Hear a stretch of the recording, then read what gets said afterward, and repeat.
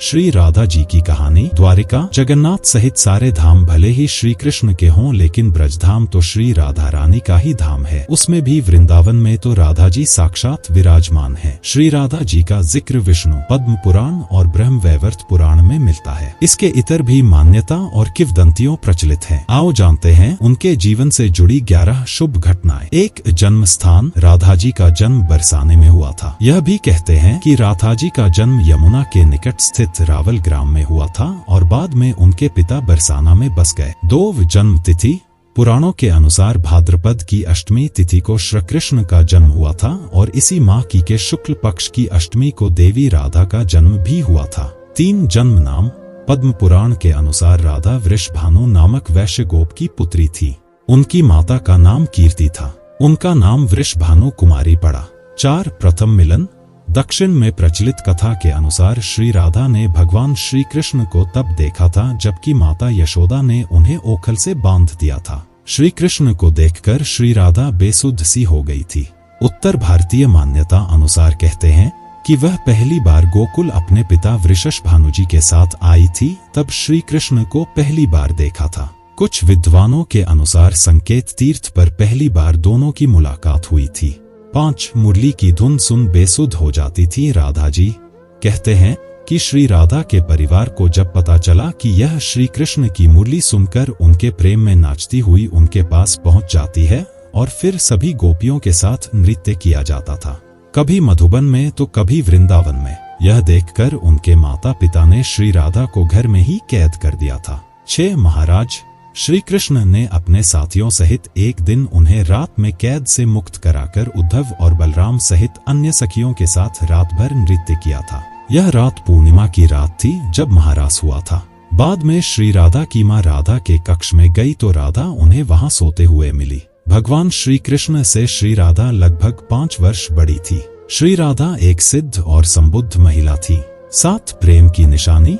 भगवान श्री कृष्ण के पास एक मुरली थी जिसे उन्होंने राधा को छोड़कर मथुरा जाने से पहले दे दी थी। राधा ने इस मुरली को बहुत ही संभाल कर रखा था और जब भी उन्हें श्री कृष्ण की याद आती तो वह यह मुरली बजा लेती थी। श्री कृष्ण उसकी याद में मोरपंख लगाते थे और वैजयंती माला पहनते थे। श्री कृष्ण को मोरपंख तब मिला था जब वे राधा के उपवन में उनके साथ नृत्य कर रहे मोर का पंख नीचे गिर गया था तो उन्होंने उसे उठाकर अपने सिर पर धारण कर लिया था और राधा ने नृत्य करने से पहले श्री कृष्ण को वैजयंती माला पहनाई थी। 8 सखियां। श्री राधा राधी की 8 सखियां थी। ब्रह्म वैवर्त पुराण के अनुसार सखियों के नाम इस तरह हैं: चंद्रावली, श्यामा, शैव्या, पद्या, राधा, ललिता, विशाखा तथा भद्रा। कुछ जगह ये नाम इस प्रकार हैं: चित्रा, सुदेवी, ललिता, विशाखा, चंपकलता, तुंगविद्या, इंदुलेखा, रंग देवी और सुदेवी। कुछ जगह पर ललिता, विशाखा, चंपकलता, चित्रा देवी, तुंगविद्या, इंदुलेखा, रंग देवी और कृत्रिमा, मनेली।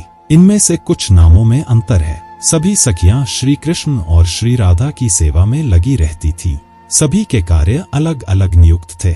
श्रीधाम वृंदावन में इन 8 सखियों का मंदिर भी स्थित है। 9, राधा का विवाह। ब्रह्म वैवर्त पुराण के प्रकृति खंड 2 के अध्याय 49 के श्लोक 39 और 40 के अनुसार राधा जब बड़ी हुई तो उनके माता पिता ने रायाण नामक एक वैश्य के साथ उसका संबंध निश्चित कर दिया। रायाण माता यशोदा का सगा भाई था। 10, उद्धव भी हुआ राधा में।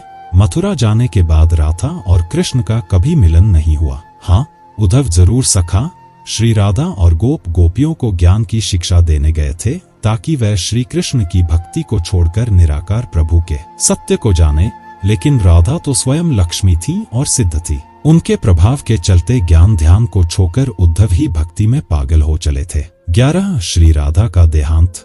कहते हैं कि इसके बाद श्री राधा और श्री कृष्ण की अंतिम मुलाकात द्वारिका में हुई थी। सारे कर्तव्यों से मुक्त होने के बाद राधा आखिरी बार अपने प्रियतम कृष्ण से मिलने गई। जब कृष्ण ने राधा को देखा तो वे बहुत प्रसन्न हुए। तब श्री राधा से विनय करके कृष्ण ने उन्हें महल में एक देविका के पद पर नियुक्त कर दिया। फिर राधा महल से दूर एक जंगल के गांव में रहने लगी और जब अंत समय आया तो श्री कृष्ण ने उनसे कहा कि कुछ मांग लें, लेकिन राधा ने मना कर दिया। कृष्ण के दोबारा अनुरोध करने पर राधा ने कहा कि वे आखिरी बार उन्हें बांसुरी बजाते देखना और सुनना चाहती हैं। श्री कृष्ण ने बांसुरी ली और बेहद सुरीली धुन में बजाने लगे। श्री कृष्ण ने दिन रात बांसुरी बजाई। बांसुरी की धुन सुनते सुनते एक दिन राधा ने अपने शरीर का त्याग कर दिया।